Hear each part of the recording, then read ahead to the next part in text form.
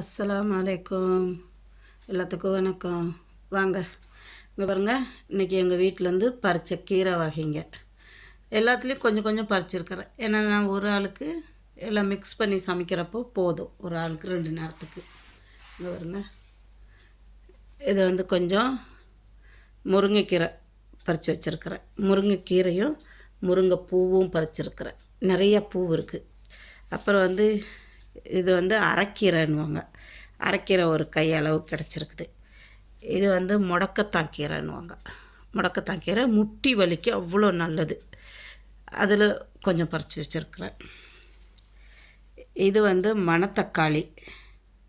மணத்தக்காளியில் ஒரு 2 கொத்து பிடுங்கி வச்சுருக்கிறேன்.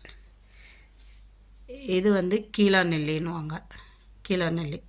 இது எல்லாமே உடம்புக்கு தேவையான நமக்கு எல்லா சத்தும் கிடைக்கிது. நார் சத்து இருக்குது, சுண்ணாம்பு சத்து இருக்குது, மாவு சத்து இருக்குது. இது அவ்வளோ நான் மிக்ஸ் பண்ணி சமைச்சேன்னா போதும். முருங்கைக்கீரையில் நமக்கு இரும்பு சத்து கிடைக்கிது. முருங்கைப்பூவிலையும் அதே மாதிரி தான். இந்த அரைக்கீரை நமக்கு வயிறை சுத்தம் பண்ணும். முடக்கத்தான் கீரை நமக்கு எலும்புக்கு அவ்வளோ நல்லது. ஜாயிண்ட் பெயினுன்னுவாங்க. எலும்புக்கு வலிக்குதில்ல, அதுக்கு.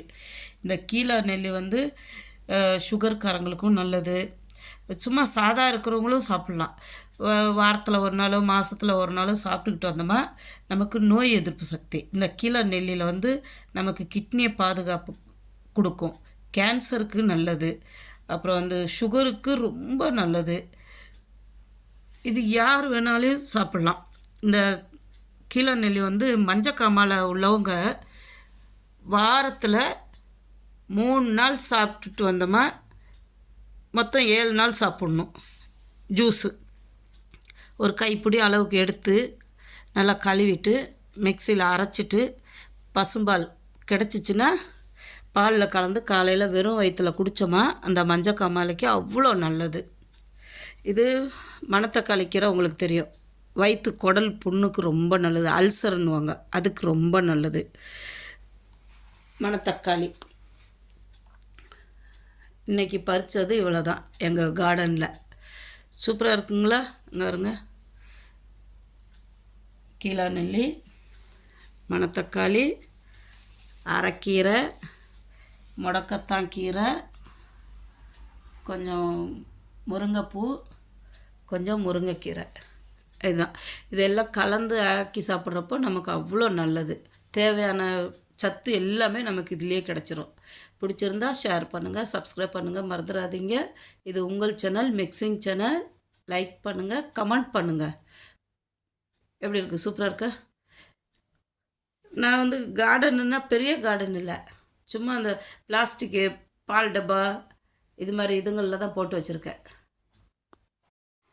இங்கே பாருங்கள், இந்த கீரை எல்லாத்தையும் நான் கழுவி அரிஞ்சு வச்சுருக்கிறேன். இப்போ அப்படியே ஒரு பாத்திரத்தில் போடுறோம். பாத்திரத்தில் போட்டுட்டு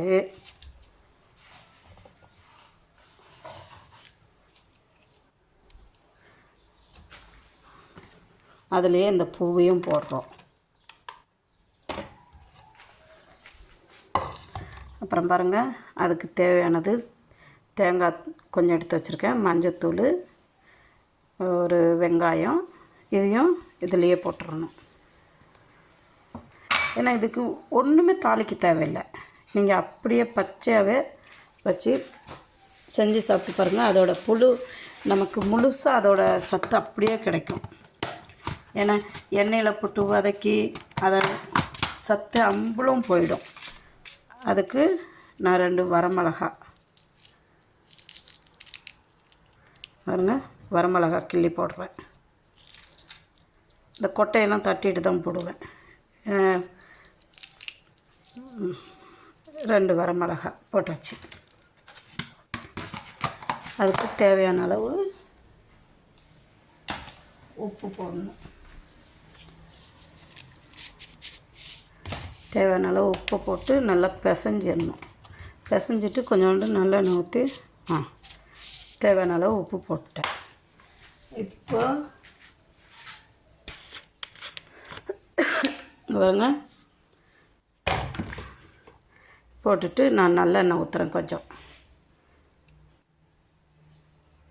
கொஞ்சமாக போட்டால் போதும் நல்லெண்ணெய், ரொம்ப வேண்டாம். நெய் இருக்கிறவங்க நெய் போட்டுக்கலாம்.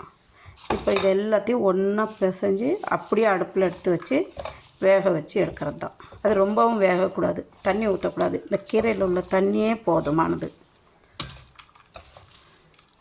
நீங்கள் இப்படி செஞ்சு சாப்பிட்டு பாருங்கள், உடம்புக்கு அவ்வளோ நல்லது.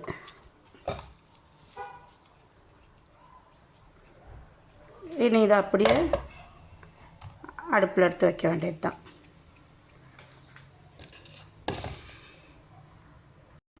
இங்கே பாருங்கள், வெள்ளை வதக்கினதை இப்போ அப்படியே தூக்கி அடுப்பத்தை வச்சுட்டேன். இப்போ அப்படியே வேக விடுவேன்.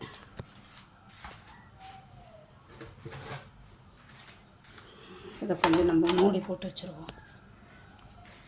கீரைக்கு மூடி போடக்கூடாது, போட்டால் வந்து இந்த ஒரு மாதிரி கீரை கருப்பு கலராக இருக்கும். அதனால் கீரை மூடி போடக்கூடாது. இப்படியே வச்சு தான் நம்ம வதக்கணும்.